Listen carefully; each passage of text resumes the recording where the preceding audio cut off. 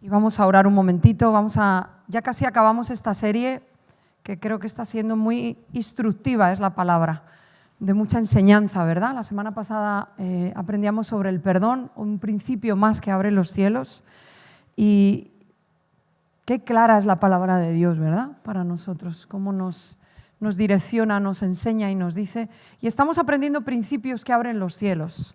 Queremos vivir bajo cielos abiertos, queremos vivir en la abundancia que Dios tiene para nosotros, para nuestras casas, para la iglesia, para nuestra nación. Pero no seríamos entendidos si no fuéramos a la palabra a buscar, a abrazar y a practicar los principios que abren los cielos. Por eso estamos aprendiendo esta serie. Así que vamos a orar un momentito y después te digo el principio que vamos a ver hoy, que está muy ligado con lo que Michael compartió la semana pasada sobre el perdón. Sería imposible practicar lo que hoy vamos a aprender si no practicamos el perdón, pero vamos a orar. Señor, gracias por tu palabra. Gracias, Señor, porque es viva, porque transforma nuestro corazón. Nos exponemos a tu palabra en esta mañana. Abrimos nuestro corazón, nuestras mentes, para que tu palabra traiga vida, para que tu palabra dé fruto en nosotros, y depositamos todo lo que traemos a tus pies, Señor, para poder recibir, Señor, lo que tú quieres hablarnos. Ayúdame, Espíritu Santo, a transmitirlo con gracia, a transmitirlo de parte tuya, Señor, y a depender de ti, en el nombre de Jesús. Amén. Pues aprendimos sobre el perdón la semana pasada. ¿Cuántos se acuerdan? ¿Sí? Mira para atrás, Michael, porque a algunos les vas a tener que dar un collejón luego. Eso, a quebrarles ahí. Aprendimos sobre el perdón, y el perdón, ¿qué nos enseñó Michael? No es una emoción, ¿verdad? Ay, ¿cómo siento perdonar? Sino, ¿quién perdona? Ni el tato. Perdonar es una decisión.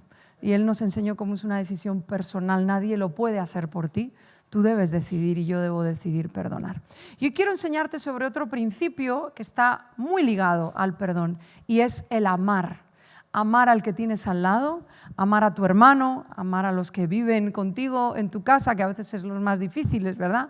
Amar a tu compañero de ministerio, amar al que está allá afuera. Hay un principio que es el amor, y un principio el cual hemos adulterado mucho en nuestra manera de ver o percibir el amor. ¿Por qué lo adulteramos? Porque este mundo tiene o le da un significado a la palabra amar que no tiene mucho que ver con lo que la Biblia nos enseña sobre amar. Vamos a aprender hoy que bíblicamente qué es amar. El que marca el principio para lo que es el amor es Dios mismo, porque Dios es amor. ¿Cuántos de pequeños, cuando estábamos en la iglesia, nos regalaron una pegatinita, un separador de Biblias donde decía Dios es amor? Yo creo que todo cristiano de 20 años para arriba en Cristo teníamos un separador donde decía Dios es amor. Y estábamos tan acostumbrados, mi mente estaba tan acostumbrada a ver ese Dios es amor, que nos perdíamos de las profundidades de entender que el que marca un principio para cómo amar es Dios mismo, porque parte de su carácter es el amor. Él es amor.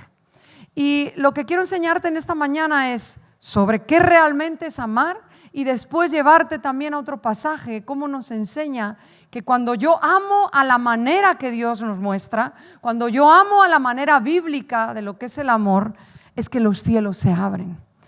Realmente los cielos se abren y el favor de Dios viene sobre nuestras vidas cuando tomamos la decisión de vivir vidas que aman. No es algo tan romántico como parece. No te hablo del amor romántico, ¿verdad? El que en la Biblia, en el original, se llama eros. No te hablo de ese amor, de esa atracción, no. Te hablo de un amor profundo, de un amor donde la decisión de amar está por encima de mis percepciones, de mis emociones o de lo que yo puedo recibir del que tengo delante. Ese es el amor a la altura que Dios nos enseña. Pero vamos primero a leer unos versículos en lo que, si yo te dijera cuál es el capítulo del amor en la Biblia, ¿qué me dirías? ¿Cuál es? Eso es el capítulo por excelencia, que no sabemos qué hace ahí, bueno, sí lo sabemos, pero que cuesta entender qué hace ahí en medio de la carta que escribe, la primera carta que escribe Pablo a los Corintios, porque en realidad el contenido de esa carta no parece que tenga mucho que ver con el amor, como parece que este capítulo se ha caído ahí en medio, ¿no? Que no sabía Pablo dónde ponerlo, dijo, ponlo aquí, entre el 12 y el 14, ¿no? Y ahí que lo cuadramos. Y como que tú dices, bueno, ¿qué tendrá que ver? Vamos a entender un poquito ahora qué tiene que ver. Vamos a leerlo salteado, versículos del 1 al 3 y después del 8 al 13, por si lo quieres apuntar, y en la NTV, que está muy clarita esta versión. Dice así: si pudiera hablar todos los idiomas del mundo y de los ángeles, que ahí no vamos a entrar cuál es ese idioma de los ángeles, apúntate al Instituto Bíblico si quieres aprenderlo, pero no amara a los demás, yo solo sería un metal ruidoso o un címbalo que resuena. Si tuviera el don de profecía y entendiera todos los planes secretos de Dios, eso está fuerte. ¿Quién entiende todos los planes secretos de Dios? Sabríamos todo, ¿verdad? Y contara con todo el conocimiento, y si tuviera una fe que me hiciera capaz de mover montañas, pero no amara a otros, yo no sería nada. Hasta aquí ya está como para pensar un rato, ¿verdad? Está hablando de cosas fuertes, de conocimiento, de una sabiduría de los planes de Dios. O sea, imagínate entender los planes de Dios. Está hablando de profecía, está hablando de algo muy fuerte de conocimiento, pero dice que si no amara, no sería nada, no me serviría de nada todo eso. Dice, si diera todo y si pudiera hablar todos los idiomas del mundo y de los ángeles, pero no amar a los demás, yo solo sería un metal ruidoso o un címbalo que resuena. Si tuviera el don de profecía y entendiera todos los planes secretos de Dios y contara con todo el conocimiento, es que yo creo que esto está copiado 2 veces. Me ha pasado lo mismo en la primera reunión. Ok, luego lo arreglo para la tercera.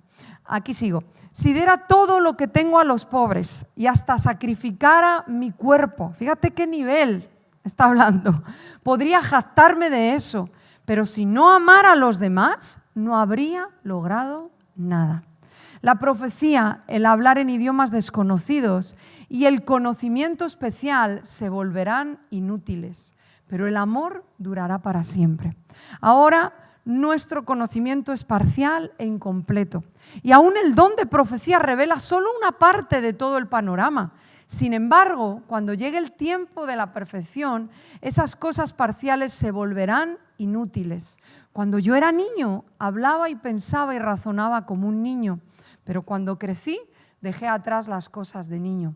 Ahora vemos todo de manera imperfecta, como reflejos desconcertantes, pero luego veremos todo con perfecta claridad. Todo lo que ahora conozco es parcial e incompleto, pero luego, cuando ya estemos en la plenitud con el Señor, conoceré todo por completo, tal como Dios ya me conoce a mí completamente. 3 cosas durarán para siempre: la fe, la esperanza y el amor. Y la mayor de las 3 es el amor. Qué pasaje, ¿verdad? Notas que me he saltado lo del amor es sufrido, el amor ese ya te lo dejo si tú lo quieres estudiar en profundidad, cómo es el amor a la manera que Dios nos lo enseña y Dios es. Pero fíjate que cuando dice al final, a mí me llama mucho la atención, porque la fe es importante, la esperanza es importante, pero dice que esas 2 no perdurarán, el amor sí, nunca dejará de ser. Por eso es el más importante. Ahora piensa el día que estemos delante del Señor. Cuando tú ya estés en esa eternidad delante del Señor, ¿necesitarás fe? Ya no, porque ya le vas a ver cara a cara. ¿Necesitarás esperanza? Tampoco, porque la fuente de esperanza que es Cristo la tendrás delante, le estarás viendo. Pero amor sí, siempre necesitaremos y siempre, por eso dice que nunca dejará de ser, porque nuestro amor por Dios perdurará para siempre. Le adoraremos, le amaremos por toda la eternidad. Por eso dice que el amor va a permanecer y por eso es el más importante. Fíjate que cuando Pablo suelta este capítulo, en mitad de los otros capítulos, todos sabemos que la iglesia de Corinto era la iglesia donde más dones se manifestaban. Lo vemos en la carta, ¿no? Como él habla del hablar en lenguas, de la profecía, la interpretación. O sea, eso era un fluir de dones continuamente. Y había tantos dones que fluían que Pablo tuvo que poner un orden en el culto. Por eso tú vas a ver desde el capítulo 12 hasta el 15 cómo Pablo está poniendo orden. Un orden tan sencillo como, señores, cuando vengan a tomar ya el pan y el vino, hacerlo decentemente, hacerlo en orden, porque eso era el cachondeo padre. Entonces, Pablo pone unos principios de orden. Cuando, imagínate aquí que uno allí empieza a hablar en lenguas, el otro empieza a profetizar y esto se descontrola. Eso estaba pasando en Corinto. Y Pablo tiene que decir, primero el que habla en lenguas, luego el que interpreta, que obedezcan al que presida y todo lo que tú puedes encontrar en esos capítulos sobre la profecía, orden dentro del culto, dentro de la reunión. Y tú dices, ¿qué pinta este capítulo en mitad de 4 capítulos donde es pura logística de Pablo diciendo cómo se tenía que hacer el culto? ¿Se le escapó este capítulo? ¿Le cayó ahí bien? ¿Qué pasa? Pero cuando lo lees a la luz de lo que estamos hablando y lo que acabamos de leer, tú entiendes que Pablo está diciendo, y no sé si recuerdas que hemos leído, dice, cuando yo era niño. Pablo está diciendo, la madurez no viene, iglesia, porque tengas muchos dones. La madurez no viene porque profetices muchísimo. La madurez no viene porque hables mucho en lenguas. Que hables mucho en lenguas no va a mostrar que eres maduro. Que profetices mucho no va a mostrar que eres maduro. Que tengas estos dones o los otros no va a mostrar que eres maduro. Porque todo eso no te va a servir de nada si no amas. Es más, es que si la raíz de por qué haces eso no es amor, tampoco sirve. Estás hueco por dentro. Estás hueco, es como ese sonido hueco. No hay nada interiormente. O sea, básicamente Pablo está diciendo, tu principal motor y búsqueda debe ser el amor. Todo lo demás no sirve de nada si no amas. El título que he dado a este mensaje, Siempre gana el que más ama. Hace aproximadamente un año leí un libro que hablaba sobre educación a los hijos y sobre cómo ayudar a personas quizás con rebeldía o con X o Y tendencias, ¿no? Y el libro aprendí mucho, pero una de las cosas que resaltó en mi mente cuando acabé de leer ese libro es justamente esta frase. No gana el que se mantenga en su lugar, no gana el que, no, yo no me muevo de mi posición, yo no voy a transigir con esto, yo no voy a cambiar mi razón. Entiéndeme bien en el contexto que hablo, no hablo de pecado, no hablo de... Pero en el asunto de ceder, de llevar razón, de mantenerme, no gana el que más fuerte es y más se mantiene. El mensaje que a mí se me clavó con ese libro fue, gana el que más ama. A veces en la batalla con nuestros hijos, incluso con un hermano aquí en la iglesia, nuestra batalla se vuelve rígida en el sentido de opiniones. Incluso con un hijo que tú sabes que llevas la razón. Hijos, obedecer a vuestros padres. Que tú sabes que llevas la razón, que tú sabes que tu hijo está torcido en esa manera de pensar. Y yo entendía que gana el que más firme se mantiene. El que más soporta ahí la discusión, el intercambio de opiniones. Y no, al final gana el que más ama. Hay batallas, y me atrevo a decir que casi todas las batallas se ganan amando. Y a veces no es una batalla que se gane al momento, pero a la larga gana el que más ama. O sea, sí debe ser o debería ser entre nosotros una batalla no por llevar razón, sino por amar más. Sí deberíamos competir entre nosotros, no por salirnos con la nuestra, no porque mi razón sea, no porque, ¿cómo se dice cuando te han injuriado? No porque realmente se me haga justicia, ¿no? En algo que han dicho de mí o en una opinión, ¿sí me explico? No debe ser esa batalla por eso, nuestra batalla debería ser quién ama más. Ese es el lenguaje para mí del reino de Dios. Ese es el lenguaje que Dios nos enseña. Cuando amamos a la manera de este mundo, y yo desde el lunes pensé en este mensaje, pero con Carlos, la visita de Carlos en la semana y los que hemos venido al taller, pues Dios me dijo, me confirmó que sí es el tema. Yo creo que Carlos nos enseñó muchas cosas, pero si tenemos que sacar la verdad central es ama. Ama, ama, y cuando hayas amado, ama más. Y cuando yo escuchaba a Carlos, yo decía, sí, Señor, yo creo que es un mensaje que tú nos quieres dar como iglesia. Y él nos enseñaba sobre eso, los que estuvimos en el taller, los que estuvisteis aquí. Y cuando él nos enseñó cómo muchas veces hemos llevado el amor o hemos llevado nuestras reacciones en base a nuestras sensaciones. No sé si os acordáis que él enseñó eso. Y creo que en el amor eso es así y ha sido así.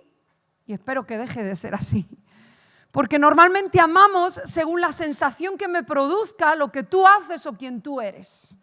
Yo te extiendo amor si la sensación que tu vida o tus acciones me producen me lleva a extender amor. No sé si me estoy explicando. En base a lo que tú hagas, tú digas, cómo te comportes, es que yo decido extender amor. Y ese no es el lenguaje ni el carácter de Dios. ¿Acaso Dios nos ama según lo que hagamos? Pues entonces estaríamos fritos todos aquí. Y te quiero hacer algunas preguntas para que analices tu depósito y yo analice mi depósito de amor. Porque ¿qué capacidad estamos teniendo para amar? Si estamos amando a la manera o en el lenguaje o en el significado que este mundo le da a amor, porque mira, esto es global. Si yo digo, defíneme amor, el 99% dirían, es un sentimiento. ¿Sí o no? Sí, hasta yo lo he dicho alguna vez. Definir así amor no es definirlo a la manera bíblica, es definirlo a la manera de este mundo. Porque si es un sentimiento, según yo sienta que te debo amar o no, te voy a dar amor o no. ¿Sí o no? Según la sensación que tenga, voy a dar amor o no voy a dar amor. Pero esa no es la manera bíblica de lo que es el amor. No te olvides que Dios es amor. Y el que dice cómo amar es la fuente de donde nace ese amor, es Dios mismo. Ahora te hago estas preguntas. ¿Qué capacidad tienes tú de amar? Familia, amigos, iglesia, hermanos. Te hago esta pregunta. ¿Tienes o tenemos una corta dimensión de amor que al mínimo contratiempo se esfuma?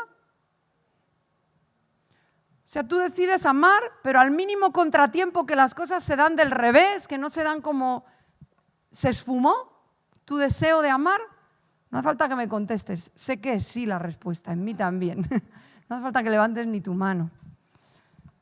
Al mínimo contratiempo de algo, imagínate yo tengo a alguien, un hermano, un familiar, y a la mínima que hay un contratiempo en nuestra relación, corto el flujo de amor, porque eso es amar a la manera del mundo. Eso no es decidir amar, eso es estar basado en mis sensaciones, en mis emociones, y eso no es la manera bíblica de la palabra amor. Te hago otra pregunta. Si no se hace lo que yo quiero, o si no se hacen las cosas cuando yo quiero, ¿dejo de amar? Está fuerte, ¿eh? O aunque las cosas no salgan como tú quieres y como yo quiero, sigues amando. ¿Tu amor está definido por el comportamiento del otro? ¿O tu amor y mi amor están definidos por el amor de Dios? Sé que está profundo el tema. Sé que está difícil de escuchar, pero creo que todos y como iglesia necesitamos ampliar nuestro corazón para poder amar a la manera que Dios ama. Porque no queremos ser la iglesia que profetiza, que envía misiones, que da a los pobres, que habla conocimiento, que habla sabiduría, pero como acabamos de leer, no le sirve de nada si no ama. Así de confrontativo es este pasaje. ¿Y qué si somos los máster en dones, pero no amamos? Y al final eso no sirve de absolutamente nada. Porque lo que perdurará es el amor. Primera de Juan 4, del 7 al 11, dice así. Porque es imposible amar como Dios ama si no hemos nacido de nuevo. Dice, queridos amigos, NTV, sigamos amándonos unos a otros, porque el amor viene de Dios. Todo el que ama es un hijo de Dios y conoce a Dios. Hay otro versículo, creo que es el capítulo 3, que incluso el que no ama lo llama hijo del diablo. O sea que ahí lo buscas y instrúyete tú leyéndolo. Pero el que no ama no conoce a Dios, porque Dios es amor. Dios mostró cuánto nos ama al enviar a su único hijo al mundo para que tengamos vida eterna por medio de él. En esto consiste el amor verdadero. No es que nosotros hayamos amado a Dios, no. Sino que Él nos amó a nosotros y envió su Hijo como sacrificio para quitar nuestros pecados. Queridos amigos, ya que Dios nos amó tanto, sin duda nosotros también debemos amarnos unos a otros. El amor de Dios es la medida para amar. Si no hemos nacido de Dios, como dice estos versículos, si no hemos nacido de nuevo, nuestra capacidad de amar está limitada a cómo este mundo entiende la palabra amor. por sensaciones, por lo que te hagan, por cómo se comporten. Ese es mi límite de amar.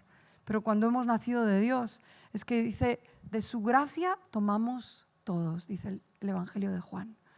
Bebemos de su gracia, bebemos de su amor, y es que podemos amar como Dios ama. Vete conmigo al libro de Ruth, porque para mí esta es una de las historias más potentes sobre amor que hay en la Biblia. Y vamos a leerlo en los capítulos 1 y 2. Me gusta mucho la historia de Ruth, la leo muchas veces y sé que he compartido muchas veces sobre ella. Para mí la vida de Ruth tiene dos mensajes muy fuertes y creo que como pocos en la Biblia. Número uno, la obediencia. Esta mujer, la altura de la obediencia que tuvo esta mujer a mí me deja helada.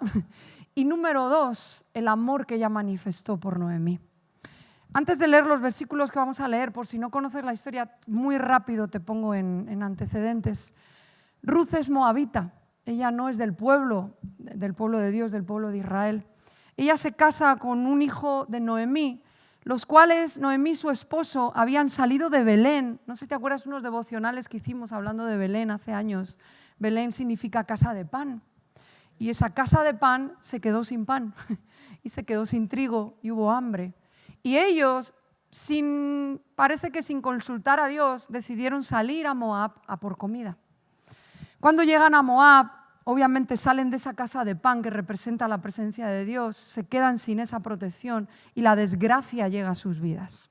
En Moab, sus hijos se casan con Ruth y con Orfa, pero la desgracia llega y el esposo de Noemí muere y sus hijos también. Y quedan 3 viudas, Noemí, Ruth y Orfa. Quiero que entiendas que tanto Ruth como Orfa eran de Moab. Sus familias estaban en Moab, sus costumbres estaban en Moab, toda su vida estaba en Moab. Cuando Noemí se queda sin hijos y sin esposo, ella decide regresar a Belén, porque dice el texto literalmente, porque escuchó que de nuevo había pan. La presencia de Dios la volvió a traer. Ella quiere ir a Belén y aquí empieza nuestra historia. Porque vemos muy mal a Orfa. Es como que Orfa nos la imaginamos fea, desagradable, borde, y Ruth es la guay. Pero en realidad Orfa no está haciendo nada indebido. Tenía legalidad para quedarse en Moab, su familia estaba en Moab, tenía no solo legalidad, sino moralmente no estaba mal que se quedara en Moab. ¿Me explico? O sea, ella no se debía ya a su suegra, su esposo había muerto y lo más normal es que se quedara en Moab y que rehiciera su vida. Su familia, sus costumbres, su economía, todo estaba allí. Ahora vemos en la historia una Ruth, que ahora lo vamos a leer, que decide amar incondicionalmente a Noemí. Noemí, lo que la ejemplificaba en ese momento era la deshonra, la vergüenza. Se había ido de Belén con su familia y ahora tenía que volver con las orejas agachadas, viuda, sin un esposo y sin hijos, a buscarse la vida.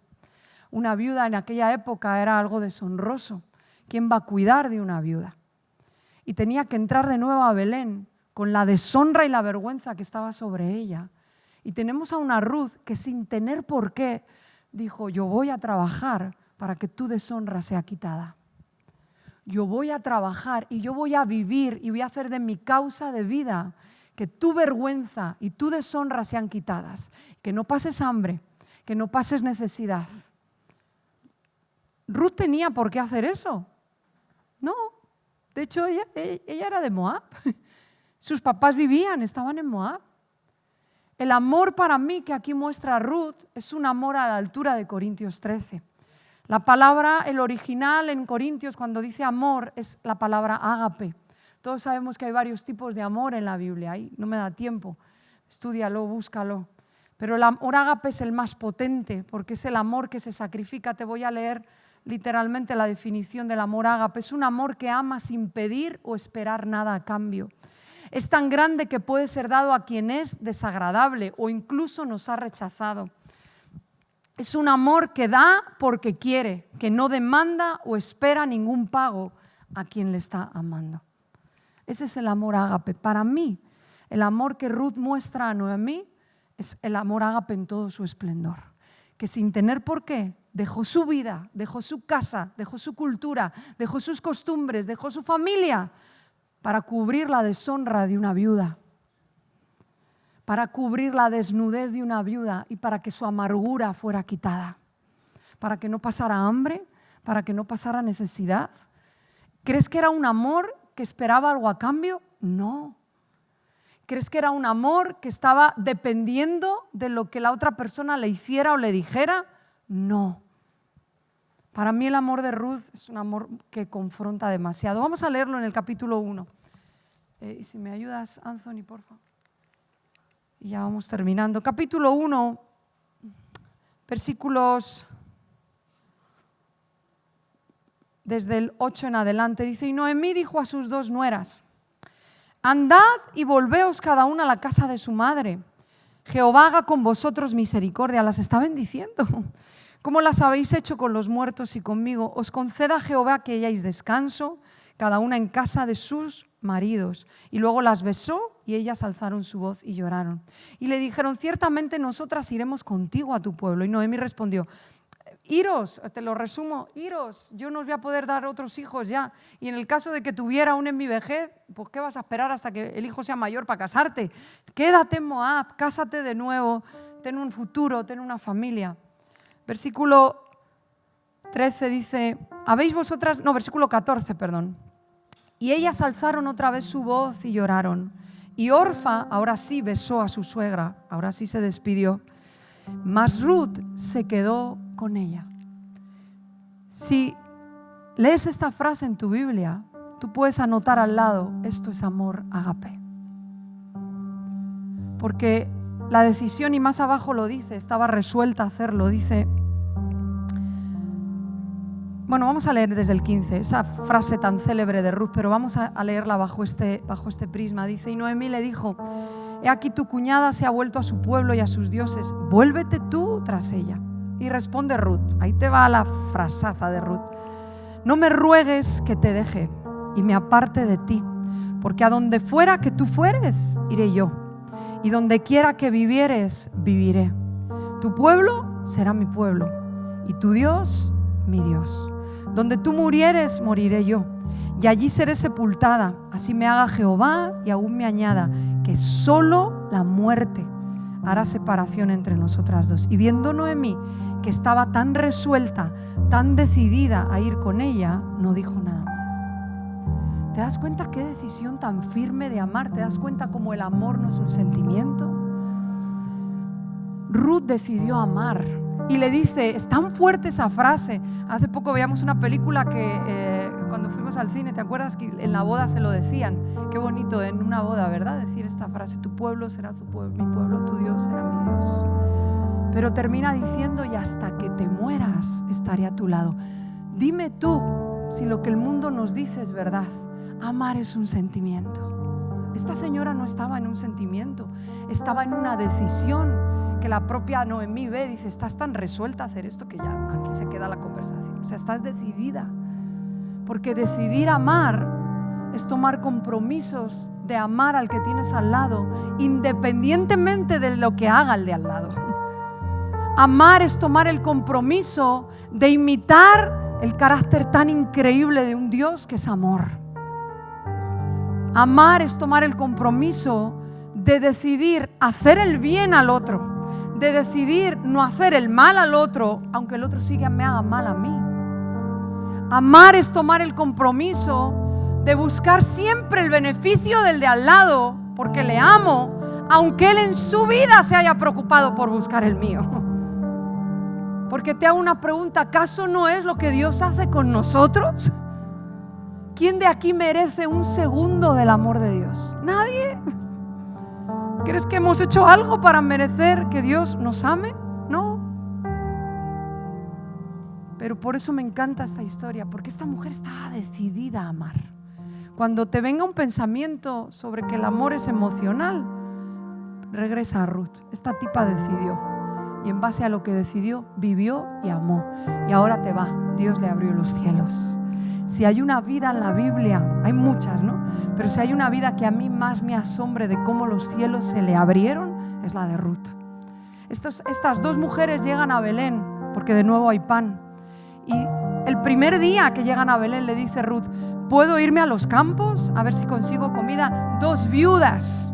No es como hoy que hay pensiones que ayudan a las viudas. 2 viudas sin dinero, sin futuro, sin ver cómo iba a llegar el alimento a casa. Y le dice Ruth: ¿me puedo ir a trabajar al campo? Ok, hija, ves.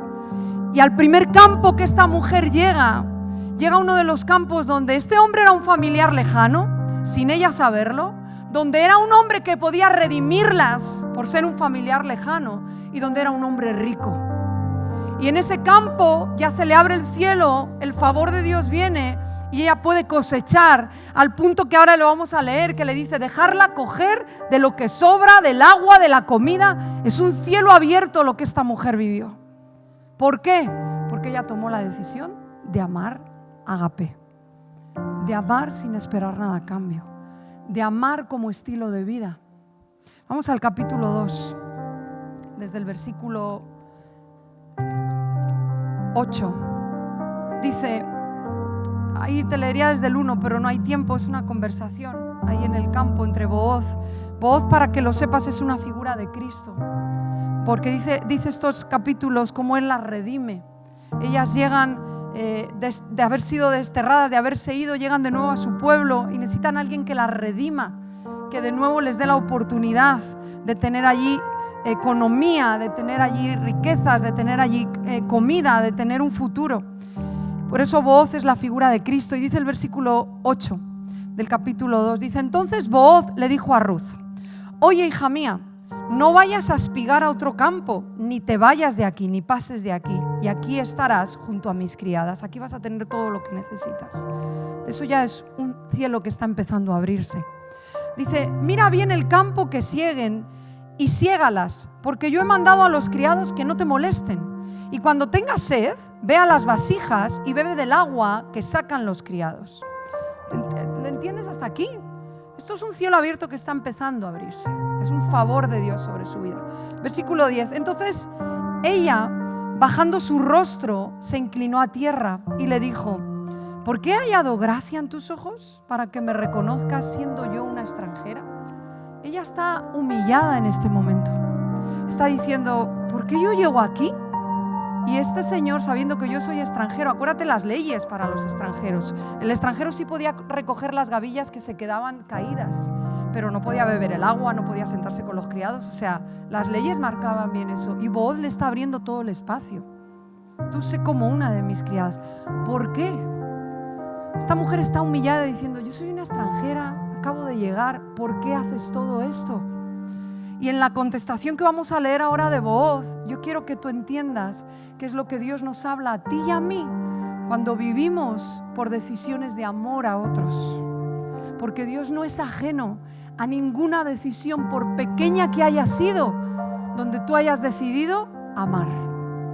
Donde a pesar de que a ti no te hayan amado, donde a pesar de que las circunstancias no eran favorables, donde a pesar de que tus sensaciones no eran tan positivas, tú decidiste amar y hacer un acto de amor por alguien.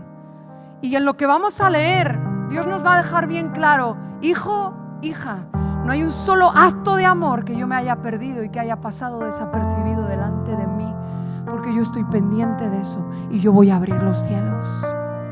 Cuando tú amas como yo amo, cuando tú capturas y abrazas mi amor y decides darlo a otros de manera ágape, de manera incondicional, yo voy a abrir los cielos, yo voy a recompensarte. Fíjate lo que le dice Booz, es tan profético y tan bonito este versículo. Versículo 11 dice: y respondiendo Booz le dijo: he sabido. Y aquí yo me quedaría llorando por horas. He sabido, es que Dios sabe lo que tú haces, aunque nadie lo sepa, aunque ni el que tienes al lado se entere, es que Dios lo sabe. Y a veces tenemos la sensación de ser los pringaos de turno, ¿sí o no? Estoy aquí haciendo el pringao, amando sin recibir, para que encima nadie se dé cuenta y nadie me dé honra por esto. Pero quédate con esta primera parte del versículo: he sabido. Yo sé, Dios te dice: yo sé. Qué increíble. Pero somos tan terrenales que nos importa más lo que aquí pase que lo que Dios vea y nos vaya a repercutir en la eternidad. Tenemos la mirada tan en lo terrenal que se nos suele olvidar las recompensas de Dios, los cielos abiertos, lo que traen a nuestra vida. A veces renunciamos a un cielo abierto porque nos pesa más un buen comentario del de al lado. ¡Qué ignorantes! ¿Crees que es de más valor en tu vida una palmadita del de al lado a que Dios abra los cielos? Te aseguro que no. Pero somos tan terrenales que nos sacia más en nuestra carnalidad el comentario del de al lado, a no esperar ese comentario, amar como Dios ama y que Dios abra los cielos. Eso se llama ser entendidos, eso se llama coronas en la eternidad. Pero sigue el versículo, está impresionante, dice: he sabido todo lo que has hecho con tu suegra después de la muerte de tu marido, y que dejando a tu padre y a tu madre. ¿A qué te suena esto? ¿No te suena a evangelios, a discípulos, a los que dejan padre y madre? Y que dejando a tu padre y madre y la tierra donde naciste, has venido a un pueblo que no conociste antes. Jehová recompense, ahí están las recompensas, los cielos abiertos, tu obra, y tu remuneración sea cumplida de parte de Jehová, Dios de Israel, porque el que te va a remunerar y el que te va a recompensar no es tu jefe, no es tu hermano, no es tu hermana, es Jehová. Y te lo aseguro, créeme, aunque tu mente no se lo crea, pero créeme que las recompensas de Dios son mejores que las de los hombres. Te lo aseguro al 100. El que quiere recompensa de hombre es la que va a tener. ¿Sí o no? Nos enseña Jesús. Pero las recompensas de Dios son mucho más grandes. Y terminamos. Bajo cuyas alas has venido a refugiarte. ¡Wow! ¡Qué profético!, ¿verdad? Y ella dijo: Señor mío, hallo yo gracia delante de tus ojos, porque me has consolado y porque has hablado al corazón de tu sierva, aunque no soy ni como una de tus criadas. ¿Qué tipaza la Ruth? Y Booz le dijo a la hora de comer, y aquí te va el cielo abriéndose más: ven aquí y come del pan. ¿Recuerdas una de las muestras del cielo abierto? El trigo, el pan. Y moja tu bocado en el vinagre. Y ella se sentó junto a los segadores y él le dio del potaje. Y comió, esto es un cielo abierto, y comió hasta que se sació y le sobró. Eso, si lo quieres anotar, se llama vivir en un cielo abierto. Que comas en un sitio que acabas de llegar, que ni te mereces todavía esa comida, que todavía no has trabajado para que te den esa comida, que puedas comer, que no solo comas, sino que te sobre. Versículos después dice que se pudo llevar para Noemí a casa, ¿recuerdas? Comida. Eso se llama abundancia, eso se llama cielo abierto, el que todos queremos, el panorama donde nos sobra, donde tenemos para dar a otros. Eso se llama cielo abierto, lo aprendimos desde el día 1 de esta serie. Cielo abierto son las bendiciones abundantes de Dios.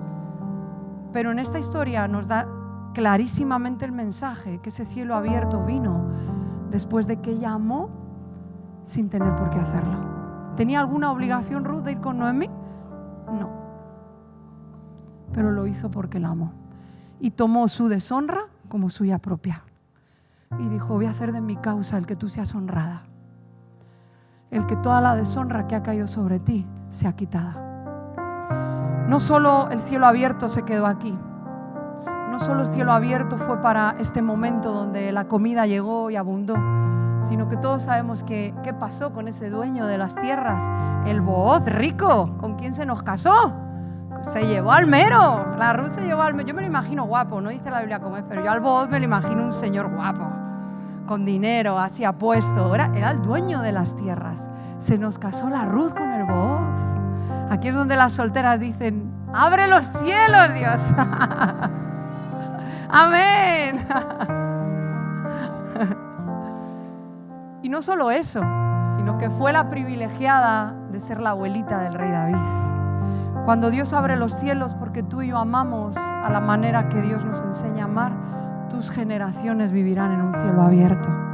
Tus hijos, tus nietos, tus bisnietos vivirán en un cielo abierto. No menosprecies la trascendencia de un acto de amor. Siempre va a haber trascendencia. Siempre confía que Dios cumple lo que Él ha dicho que va a hacer. Él abrirá los cielos sobre tus hijos, sobre los hijos de tus hijos, sobre tus generaciones. Porque Dios no miente, porque Dios lo que dice, lo hace. No menosprecies nunca, no rebajes la trascendencia de un acto de amor, porque por pequeño que parezca, acuérdate siempre, Dios lo ve. Y para Dios sí cuenta. Y no solo contará en la eternidad, sino que aquí cuenta. Y un día llegaremos delante del Señor y cuando veamos toda nuestra vida nos daremos cuenta de cuántos beneficios tuvimos por actos de amor que hicimos.